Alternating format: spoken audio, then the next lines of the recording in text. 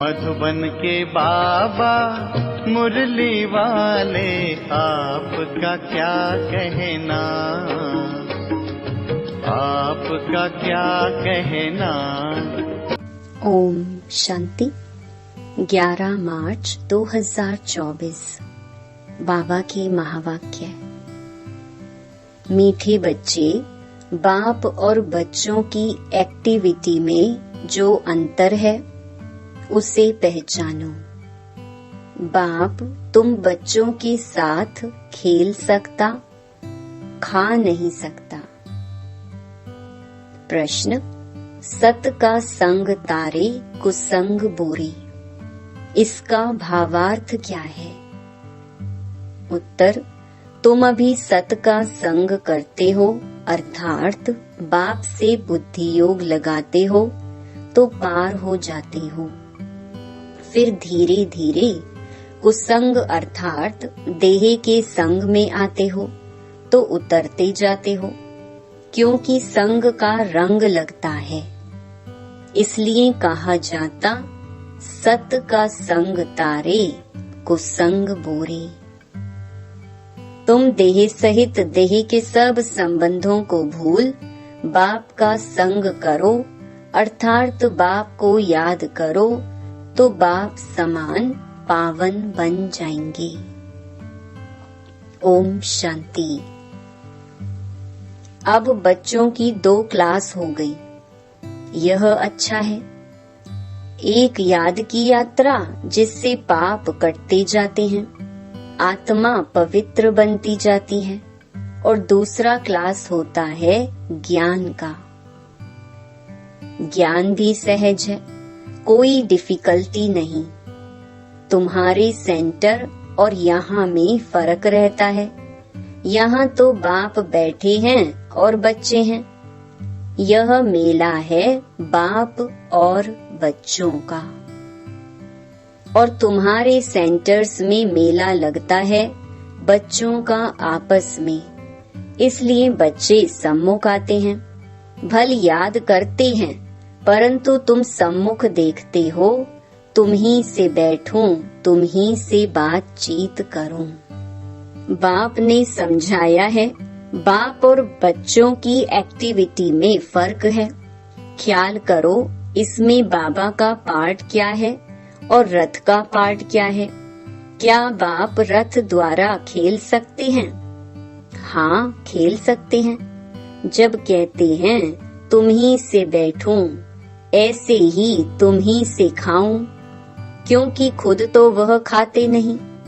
बच्चों साथ खेलना कूदना वह तो बाप खुद समझते हैं, दोनों खेलते हैं। करते तो सब कुछ यहाँ ही तुम्हारे साथ हैं, क्योंकि वह सुप्रीम टीचर भी है।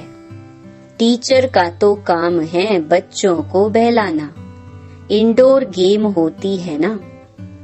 आजकल तो गेम्स भी बहुत निकल गई हैं, भिन्न भिन्न प्रकार की। सबसे नामी ग्रामी है चौपड़ का खेल, जिसका महाभारत में वर्णन है, परंतु वह जुआ के रूप में है। जुआ वालों को पकड़ते हैं। ये सब भक्ति मार्ग की पुस्तकों से बातें निकाली हैं। तुम जानते हो कि यह व्रत नेम आदि सब भक्ति मार्ग की बातें हैं। निर्जल रखते, खाना भी नहीं खाते तो पानी भी नहीं पीते। अगर भक्ति मार्ग में प्राप्ति होती भी है तो अल्प काल की। यहाँ तो तुम बच्चों को सब समझाया जाता है। भक्ति मार्ग में धक्के बहुत खाते हैं। ज्ञान मार्ग है सुख का मार्ग। तुम जान गए हो, हम सुख का वर्षा बाप से ले रहे हैं। भक्ति मार्ग में भी याद करना होता है एक को। एक की पूजा भी अव्यभिचारी पूजा है, वह भी अच्छी है। भक्ति भी सतो रजो तमो होती है। सबसे ऊंच ते ऊंच सतो गुणी है शिव बाबा की भक्ति। शिव बाबा ही आकर सब बच्चों को सुख धाम में ले जाते हैं। जो सबसे जास्ती बच्चों की सेवा करते, पावन बनाते, उनको पुकारते भी हैं। फिर कहते ठिक्कर भित्तर में है, ये ग्लानि हुई ना। तुम बच्चों को बेहद के बाप द्वारा राज्य भाग्य मिला था, फिर मिलना है जरूर। तुम ज्ञान को अलग, भक्ति को अलग समझते हो। राम राज्य और रावण राज्य कैसे चलता है, यह भी तुम नंबरवार पुरुषार्थ अनुसार जानते हो। इसलिए पर्चे आदि भी छपाते रहते हैं, क्योंकि मनुष्यों को सच्ची समझानी भी चाहिए ना। तुम्हारा सब कुछ है सच, बच्चों को सर्विस करनी चाहिए। सर्विस तो बहुत है, यह बैज ही कितना अच्छा है सर्विस के लिए। सबसे बड़ा शास्त्र है यह बैज। अब यह है ज्ञान की बातें, इसमें समझाना पड़ता है।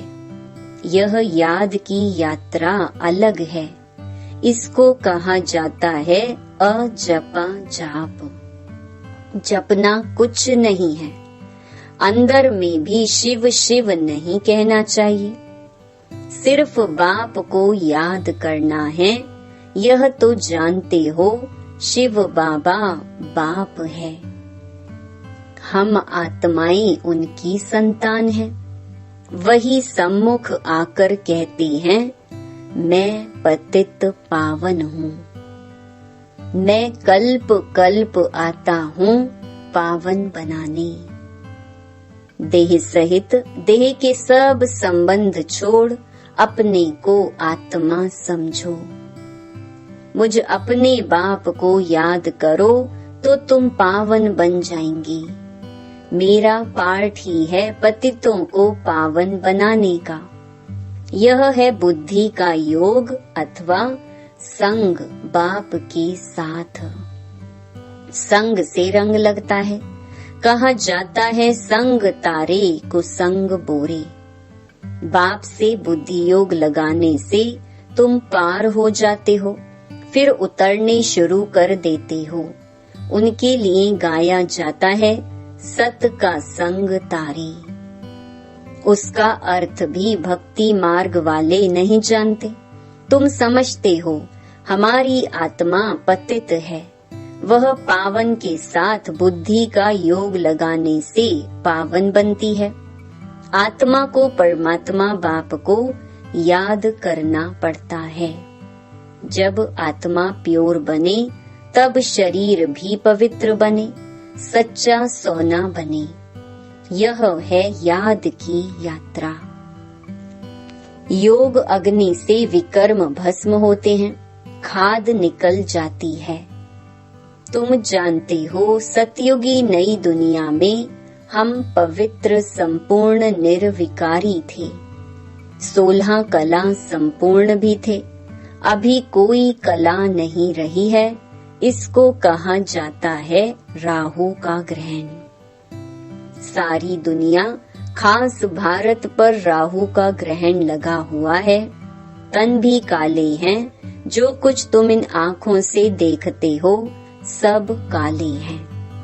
यथा राजा रानी तथा प्रजा। श्याम सुंदर का अर्थ भी कोई नहीं जानते हैं। कितने नाम मनुष्यों के रख दिए हैं। अब बाप ने आकर अर्थ समझाया है।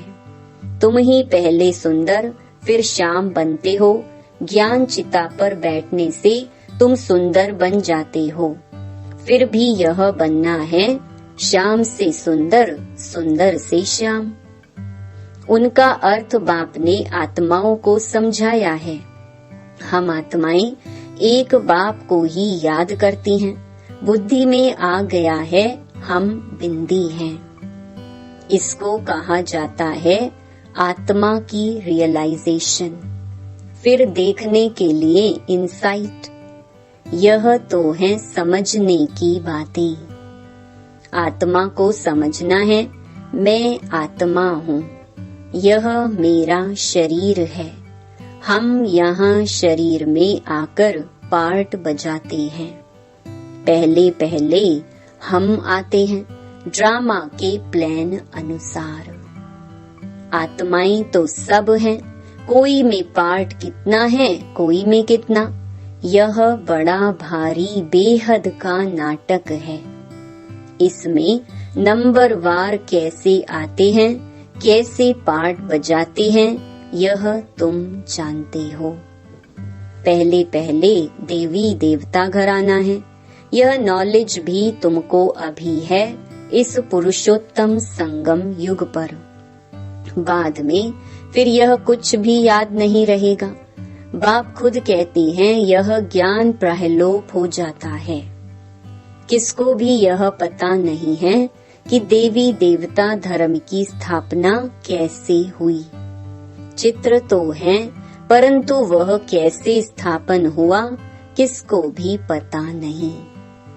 तुम बच्चों को पता है, फिर तुम औरों को आप समान बनाते हो। बहुत हो जाएंगे तो जरूर फिर लाउड स्पीकर भी रखना पड़ेगा, कोई जरूर युक्ति निकलेगी। बहुत बड़े हॉल की भी दरकार पड़ेगी। जैसे कल्प पहले जो कुछ एक्ट की थी वही फिर होगी। यह समझ में आता है। बच्चे वृद्धि को पाते रहेंगे। बाबा ने समझाया था, शादी के लिए जो हॉल आदि बनाते हैं उनको भी समझाओ। यहाँ भी शादी के लिए धर्मशाला आदि बना रहे हैं ना। कोई अपने कुल के हैं तो झट समझ जाते हैं, जो इस कुल के नहीं होंगे वह विघ्न डालेंगे। जो इस कुल के होंगे वह मानेंगे कि यह सत्य कहते हैं। जो इस धर्म के नहीं होंगे वह लड़ेंगे, कहेंगे यह तो रस्म चली आ रही है, अभी अपवित्र प्रवृत्ति मार्ग है। फिर बाप आए हैं पावन बनाने। तुम पवित्रता पर जोर देते हो, इसलिए कितने विघ्न पड़ते हैं। आगा खां है, उनका कितना मान है, पोप का भी कितना मान है। तुम जानते हो पोप क्या आकर करते हैं? लाखों करोड़ों शादियां कराते हैं, बहुत शादियां होती हैं। पोप आकर हथियाला बंधवाते हैं, इसमें वो लोग इज्जत समझते हैं। महात्माओं को भी शादी पर बुलाते हैं, आजकल सगाई भी कराते हैं। बाप कहते हैं काम महाशत्रु है। यह ऑर्डिनेंस निकालना मासी का घर नहीं है। इसमें समझाने की बड़ी युक्ति चाहिए। आगे चलकर धीरे धीरे समझते जाएंगे। आदि सनातन हिंदू धर्म वाले जो हैं उनको समझाओ, वह झट समझ सकते हैं कि बरोबर आदि सनातन देवी देवता धर्म था, ना कि हिंदू। जैसे तुम बाप द्वारा जान गए हो, वैसे और भी समझकर वृद्धि को पाते रहेंगे। यह भी पक्का निश्चय है, यह कलम लगता जाएगा। तुम बाप की श्रीमत पर यह देवता बनते हो, यह है नई दुनिया में रहने वाले। पहले तुमको यह थोड़े ही मालूम था कि बाप संगम युग पर आकर हमको ट्रांसफर करेंगे, जरा भी पता नहीं था। अभी तुम समझते हो। सच्चा सच्चा पुरुषोत्तम संगम युग इसको कहा जाता है। हम पुरुषोत्तम बन रहे हैं। अब जितना पुरुषार्थ करेंगे उतना बनेंगे। हर एक को अपने दिल से पूछना है। स्कूल में जिस सब्जेक्ट में कच्चे होते हैं तो समझ जाते हैं, हम नापास होंगे। यह भी पाठशाला है, स्कूल है। गीता पाठशाला तो मशहूर है, फिर उनका नाम थोड़ा थोड़ा फिरा दिया है। तुम लिखते हो सच्ची गीता, झूठी गीता, तो भी बिगड़ते हैं। जरूर खिटखिट होगी, इसमें डरने की बात नहीं। आजकल तो यह फैशन पड़ गया है, बसों आदि को जलाते आग लगाते रहते हैं। जिसने जो सिखाया वह सीखे हैं, आगे से भी जास्ती सब सीख गए हैं। सब पिकेटिंग आदि करते रहते हैं। गवर्नमेंट को भी हर वर्ष खोट माना घाटा पड़ती है, तो फिर टैक्स बढ़ाए जाते हैं। एक दिन बैंक आदि सबके खाने खोल देगी। अनाज आदि के लिए भी जांच करते हैं, कहाँ जास्ती तो नहीं रखा है। इन सब बातों से तुम छूटे हुए हो। तुम्हारे लिए मुख्य है ही याद की यात्रा। बाप कहते हैं, मेरा इन बातों से कोई वास्ता नहीं, मेरा तो सिर्फ काम है रास्ता बताना, तो तुम्हारे दुख सब दूर हो जाएंगे। इस समय तुम्हारे कर्मों का हिसाब किताब चुकतू होता है। रही खुई बची हुई बीमारी आदि सब बाहर निकलेगी। पिछाड़ी के रहे हुए कर्मों का हिसाब किताब चुकतू होना है, डरना नहीं है। बीमारी में भी मनुष्यों को भगवान की याद दिलाई जाती है ना। तुम हॉस्पिटल में भी जाकर नॉलेज दो कि बाप को याद करो तो विकर्म विनाश हो जाएंगे। सिर्फ इस जन्म की बात नहीं, भविष्य 21 जन्म के लिए हम गारंटी करते हैं, कभी बीमार नहीं होंगे। एक बाप को याद करने से तुम्हारी आयु भी बड़ी होगी। भारतवासियों की आयु बड़ी थी, निरोगी थी। अब बाप तुम बच्चों को श्रीमत देते हैं श्रेष्ठ बनने के लिए। पुरुषोत्तम अक्षर तो कभी भी भूलो नहीं। कल्प कल्प तुम ही बनते हो, ऐसे और कोई कह न सके। तो ऐसी ऐसी सर्विस बहुत कर सकते हो। डॉक्टर से तो कोई भी समय टाइम ले सकते हो। नौकरी करने वाले भी बहुत सर्विस कर सकते हैं। मरीजों को बोलो, हमारा भी बड़ा डॉक्टर है, अविनाशी बेहद का सर्जन है। हम उनके बने हैं जिससे हम 21 जन्म निरोगी बनते हैं। हेल्थ मिनिस्टर को समझाओ कि हेल्थ के लिए इतना माथा क्यों मारते हो। सतयुग में मनुष्य बहुत कम थे, शांति सुख पवित्रता सब थी। सारी दुनिया में तुम ही सबका कल्याण करने वाले हो। तुम पंडे हो ना, पांडव संप्रदाय हो। यह किसकी बुद्धि में नहीं होगा। फूड मिनिस्टर को समझाओ। पहले पहले सबसे बड़ा फूड मिनिस्टर तो शिव बाबा है। इतना अनाज देते जो स्वर्ग में कभी खोट नहीं होगी। अभी तुम हो संगम युग पर, सारा चक्कर तुम्हारी बुद्धि में है, इसलिए तुमको स्वदर्शन चक्रधारी कहा जाता है। बाकी भारत इंसॉल्वेंट बन गया है। अकल वाले आकर अकल सिखाते रहते हैं, यह भी तुम बच्चे जानते हो। अच्छा, मीठे मीठे सिकीलधे बच्चों प्रति माता पिता बाप दादा का याद प्यार और गुड मॉर्निंग। रूहानी बाप की रूहानी बच्चों को नमस्ते। धारणा के लिए मुख्य सार। पहला, एक बाप को साथी बनाकर तुम ही से बैठूं, तुम ही से सुनूं, तुम ही से खाऊं, यह अनुभव करना है। कुसंग छोड़ सत के संग में रहना है। दूसरा, कर्मों का हिसाब किताब याद की यात्रा और कर्म भोग से चुकतू कर संपूर्ण पावन बनना है। संगम युग पर स्वयं को पूरा ट्रांसफर करना है। वरदान, दिल से मेरा बाबा कहकर सच्चा सौदा करने वाले सरेंडर व मर जीवा भव।